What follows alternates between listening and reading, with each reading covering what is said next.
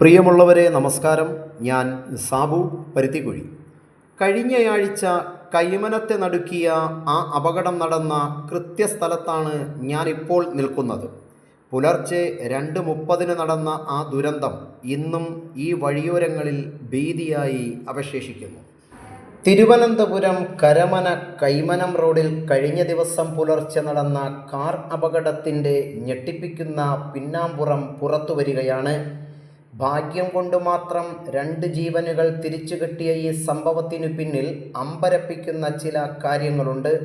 2026 ഫെബ്രുവരി 20 വെള്ളിയാഴ്ച പുലർച്ചെ ഏകദേശം 2:30 കരമന പഴയ പാലത്തിന് സമീപം അമിത വേഗത്തിൽ പാഞ്ഞു വന്ന കാർ നിയന്ത്രണം വിട്ട് റോഡരികിലെ റെയിലിങ്ങിൽ ഇടിച്ച് പൂർണ്ണമായും തലകീഴായി മറിയുകയായിരുന്നു.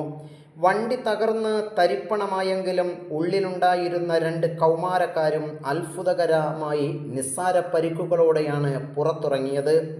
വണ്ടി ഓടിച്ചിരുന്നത് കണ്ണമ്മൂല സ്വദേശിയായ വെറും 14 വയസ്സുകാരൻ. കൂടെ പ്രായപൂർത്തിയാകാത്ത അവൻ്റെ സുഹൃത്തുമുണ്ടായിരുന്നു. വീട്ടുകാർ അറിയാതെ രാത്രി പുറത്തിറങ്ങാൻ വേണ്ടി മാതാപിതാക്കളെ വീട്ടിനുള്ളിലാക്കി പുറത്തുനിന്ന് വാതിൽ പൂട്ടിയിട്ട ശേഷമാണ് ഈ 2 പേരും കാറിൻ്റെ താക്കോലുമായി കടന്നത്. കുട്ടികൾ വണ്ടിയുമായി പോയ വിവരം മാതാപിതാക്കൾ പോലും അറിയുന്നത് അപകടത്തിന് ശേഷം പോലീസ് സ്റ്റേഷനിൽ നിന്ന് വിളിക്കുമ്പോഴാണ്.